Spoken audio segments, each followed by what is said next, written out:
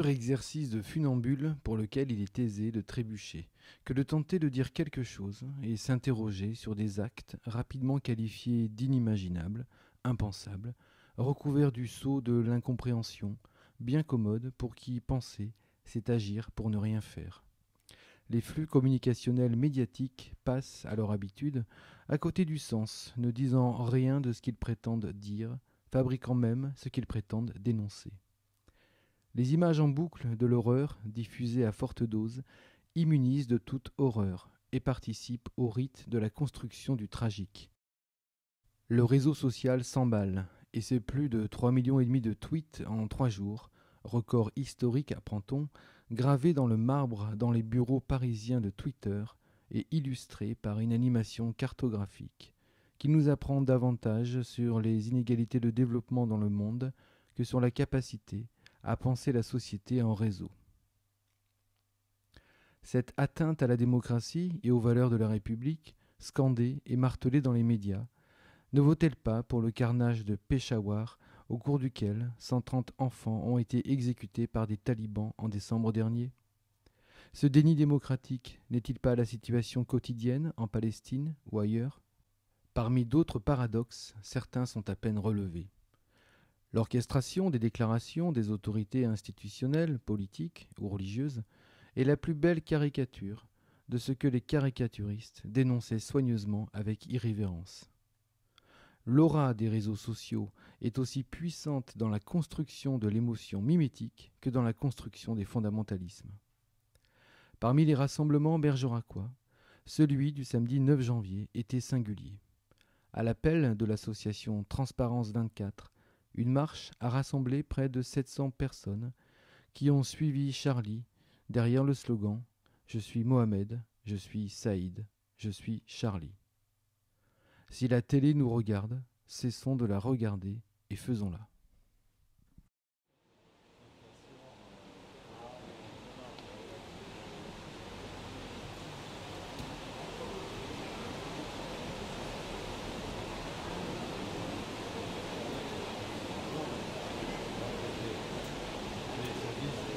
Est-ce que ce rassemblement d'aujourd'hui a une tonalité particulière? C'est à l'appel de l'association Transparence 24? Je pense qu'il a une tonalité particulière parce qu'il vient d'une association qui réunit des personnes qui sont issues de l'immigration et qui, je viens de lire leur papier, qui posent effectivement des vraies questions. C'est que je crois qu'il faut aller beaucoup plus loin.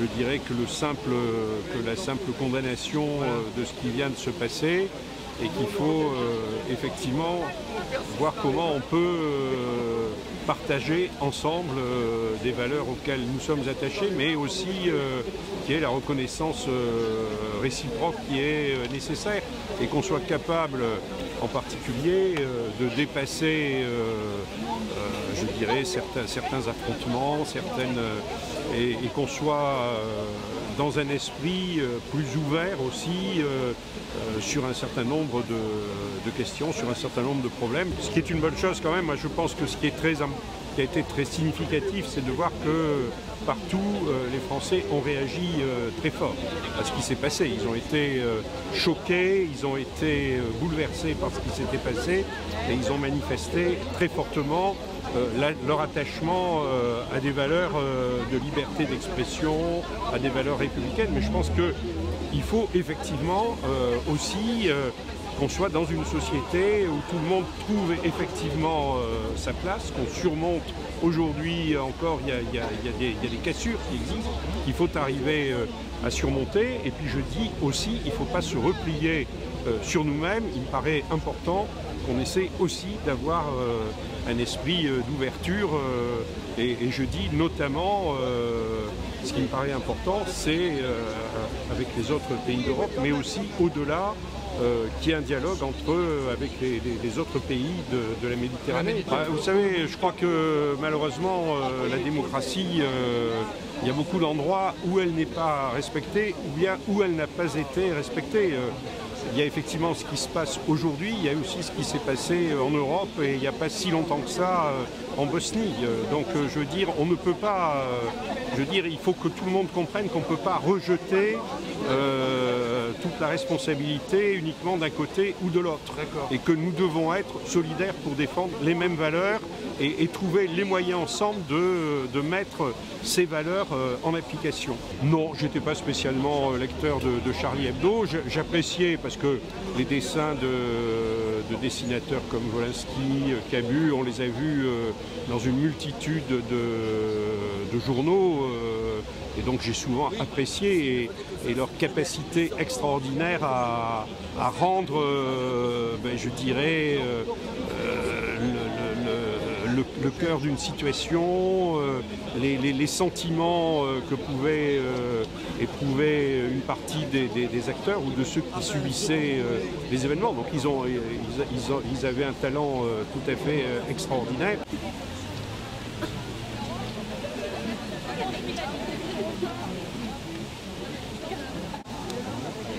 On marche comme ça et on va vers la voiture.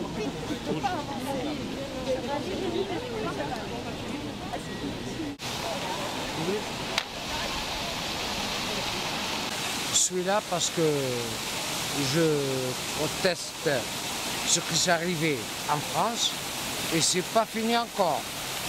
Ça va commencer. On demande au gouvernement qui service. Moi, ce que je parle, c'est ce bande de voyous, ce bande de racailles, on arrête. Est-ce que vous-même, vous connaissiez les dessins des caricaturistes de Charlie Hebdo? Est-ce que vous les avez vus? Et je l'ai vu, je prends les journaux, oui. je vois son dessin, oui. Il est sympa, il raconte des histoires, oui. Sympa, il n'est pas raciste, oui. Il est sympa. Donc vous ne faites pas partie des gens qui étaient choqués par les dessins? Ah oui, je suis choqué. Ah, moi le premier. Ah, vous étiez choqué quand même, d'accord. Moi je suis choqué, comme d'autres citoyens. Ouais. Je suis choqué. D'accord. Merci. Merci.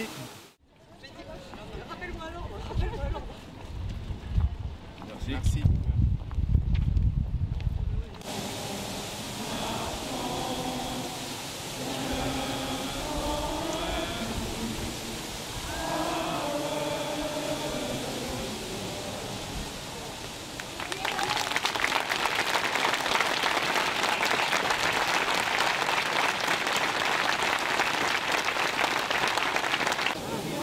Déjà, moi je suis animateur, président et le trésorier.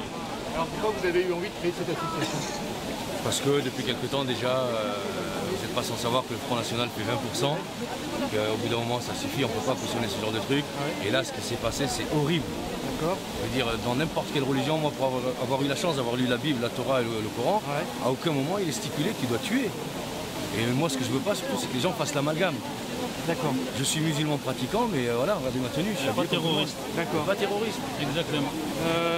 L'autre question, c'était les questions qu'on peut se poser. Vous avez donc lancé cette initiative aujourd'hui.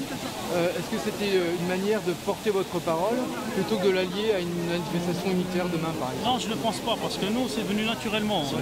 Le lendemain des attentats, la première manif à Bergerac, le mercredi soir, déjà, on était tous là. Oui. On était tous là, donc on a déjà parlé aux médias et aux journaux. Donc nous, pour nous, c'était naturel. Donc on est là parce qu'on ne cautionne pas ces actes, j'ai envie de dire. On ne cautionne pas la manière... c'est vrai qu'à chaud, c'est toujours difficile de tirer des conclusions et tout ça. On va juste... Ce qu'on a envie de passer comme message, c'est... Voilà, il ne faut pas surtout faire l'amalgame au jour d'aujourd'hui parce qu'on n'est pas là. Il y a la crise, la vie elle est dure. Exactement. On ne va pas se rajouter des problèmes qui n'existent pas en fait parce que ce sont uniquement des débiles mentaux. C'est pas des gens normaux ça. Il y a une phrase dans votre communiqué qui me paraît très intéressante, c'est l'unité et l'union des citoyens sont superficielles si elles ne consistent qu'à réagir avec le cœur à des drames. Donc dépasser l'émotion, essayer d'aller dans la réflexion, essayer de comprendre et puis de trouver des solutions. Est-ce que vous avez déjà des pistes? Parce que là, depuis mercredi, on est beaucoup dans l'émotion.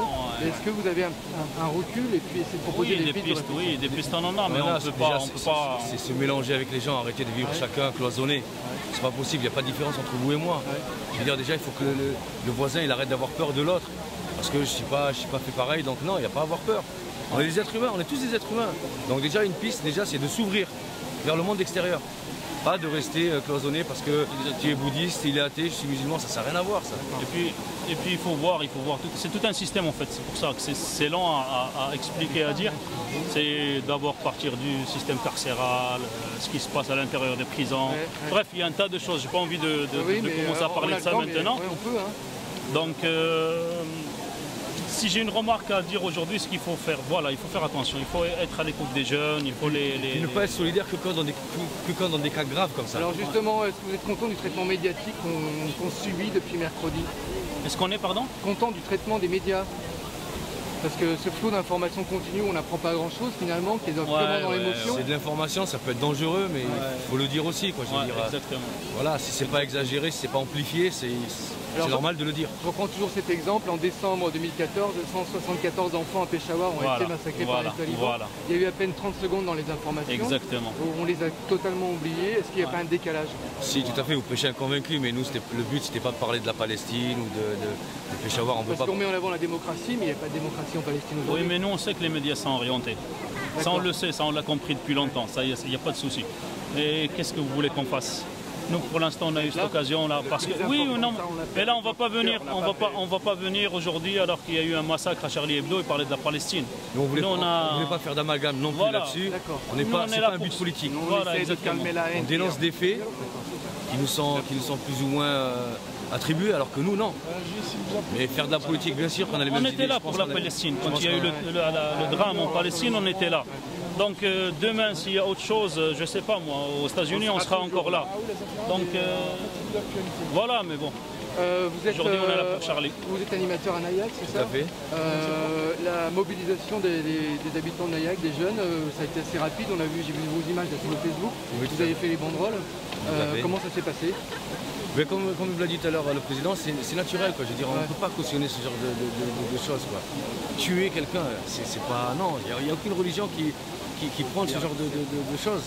Donc les gens, on s'est concertés, on s'est vus, on s'est dit voilà, il faut qu'on bouge, parce que si on ne dit rien, pas une majorité, mais une minorité d'imbéciles vont dire ouais, mais de toute façon, voilà, c'est des islamistes, ils cautionnent et tout. Donc on a voulu leur montrer à notre façon que nous, on ne cautionne pas ce genre de faits. C'est pas possible, on ne peut pas cautionner ça. Donc voilà pourquoi les gens sont mobilisés, mais d'un seul bloc, quoi. Tout le monde est venu, on est venu nous voir, on nous a dit voilà, il faut bouger, il faut faire quelque chose, il faut montrer que nous on est contre. On leur a dit allez, il n'y a pas de souci. C'est vous qui avez, d'accord, donc ça s'est passé comme ça. Enfin, dernière question, est-ce que Transparence 24 pourrait être aussi une nouvelle voie politique localement à un moment donné? Oui, honnêtement, je pense, oui. Je pense. Si la mairie met en œuvre certaines choses et nous aide et nous donne les moyens, nous on ne demande que ça. Nous on est parti voir la mairie 3 ou 4 fois, donc ça, dans un futur très proche, je pense qu'on va s'organiser, il n'y a pas de raison. Quoi. Moi, je suis né à Bergerac, ça fait 46 ans que je suis né ici. Je participe pleinement à la vie active de Bergerac. Donc oui, on est là, on va agir, dans ce sens. Merci beaucoup. C'est nous qui vous remercions. Merci. Au revoir. Je vais juste vous lire le papier que j'ai adressé au maire jeudi, alors qu'était appelé un rassemblement à l'Assemblée nationale.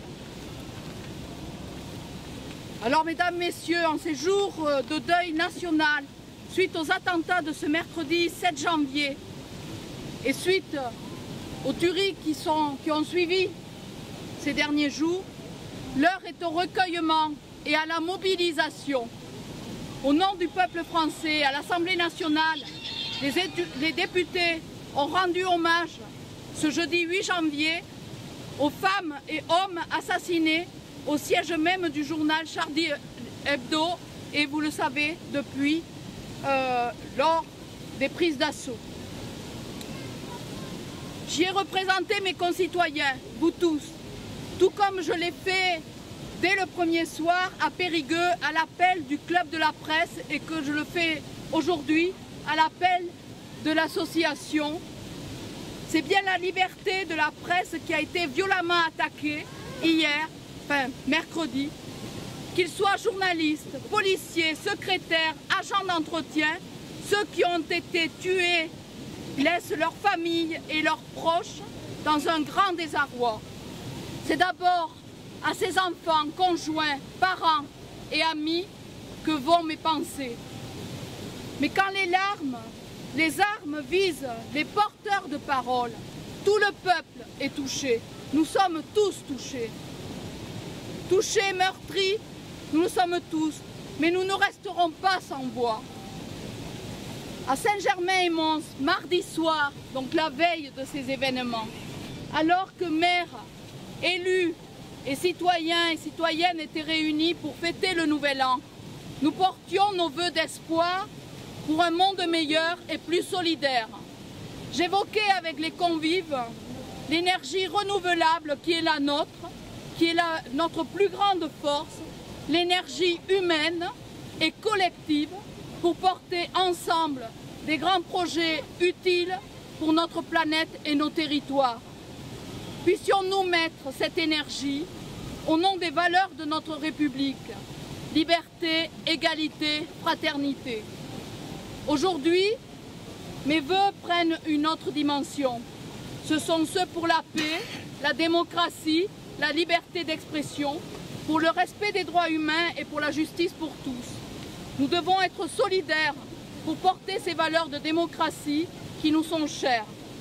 Ce sera le message que nous porterons ensemble lors de nos cérémonies de recueillement et de vœux. Ce sera le message que je porterai partout où je suis invitée pour les vœux de cette année 2015.